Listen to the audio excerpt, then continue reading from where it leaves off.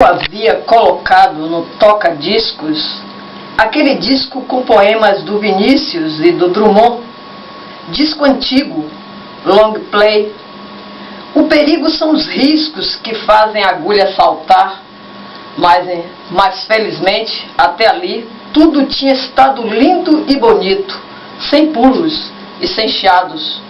O próprio Vinícius, na sua voz rouca de uísque e fumo, havia recitado os sonetos da separação, da despedida, do amor total, dos olhos da amada. Chegara meu favorito, o haver.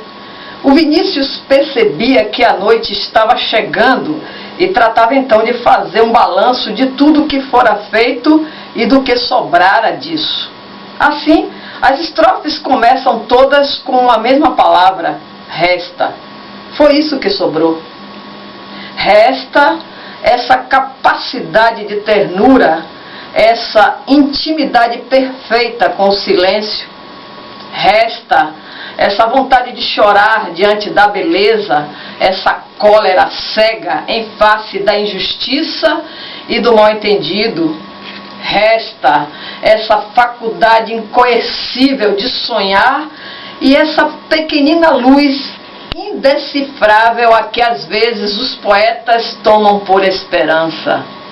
Começava naquele momento a última quadra, e de tantas vezes lê-la e outras tantas ouvi-la, eu já sabia de cor suas palavras e as ia repetindo dentro de mim, antecipando a última, que seria o fim, sabendo que tudo o que é belo precisa terminar. O pôr do sol é belo porque suas cores são efêmeras. Em poucos minutos não mais existirão. A sonata é bela porque sua vida é curta, não dura mais que 20 minutos. Se a sonata fosse uma música sem fim, é certo que o seu lugar seria entre os instrumentos de tortura do diabo no inferno. Até o beijo. Que amante suportaria um beijo que não terminasse nunca? O poema também tinha de morrer para que fosse perfeito, para que fosse belo e para que eu tivesse saudades dele depois do seu fim. Tudo que fica perfeito pede para morrer. Depois da morte do poema, viria o silêncio, o vazio. Nasceria então a outra coisa em seu lugar, a saudade. A saudade só floresce na ausência. É na saudade que nascem os deuses. Eles existem para que o amado que se perdeu possa retornar. Que a vida seja como um disco que pode ser tocado quantas vezes se desejar. Os deuses, nenhum amor tenho por eles, mas em si mesmos. Eu os amo só por isso, pelo seu poder de trazer de volta para que o abraço se repita. Divinos não são os deuses, divino é o reencontro. A voz do Vinícius já anunciava o fim. Ele passou a falar mais baixo. Resta esse diálogo cotidiano com a morte, esse fascínio pelo momento a vir, quando emocionada ela virar me abrir a porta como uma velha amante. E eu, na minha cabeça, automaticamente me adiantei, recitando em silêncio o último verso, sem saber que é a minha mais nova namorada. Foi então que no último momento o imprevisto aconteceu, a agulha pulou para trás.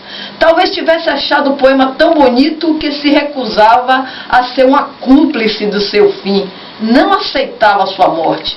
E ali ficou a voz morta do Vinícius, repetindo palavras sem sentido, sem saber que é a minha mais nova, sem saber que é a minha mais nova, sem saber que é a minha mais nova.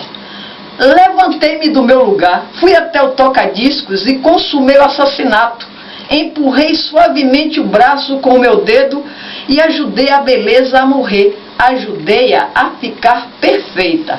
Ela me agradeceu, disse o que precisava dizer, sem saber que é a minha mais nova namorada. Depois disso, foi o silêncio. Fiquei pensando se aquilo não era uma parábola para a vida, a vida como uma obra de arte, sonata, poema, dança. Já no primeiro momento, quando o compositor, o poeta, o dançarino preparam sua obra, o último momento já está em gestação. É bem possível que o último verso do poema tenha sido o primeiro a ser escrito pelo Vinícius. A vida é tecida como a teia de aranha, começa sempre do fim. Quando a vida começa do fim, ela é sempre bela, por ser colorida com as cores do crepúsculo. Não, eu não acredito que a vida biológica deva ser preservada a qualquer preço, para todas as coisas ao momento certo. Existe o tempo de nascer e o tempo de morrer.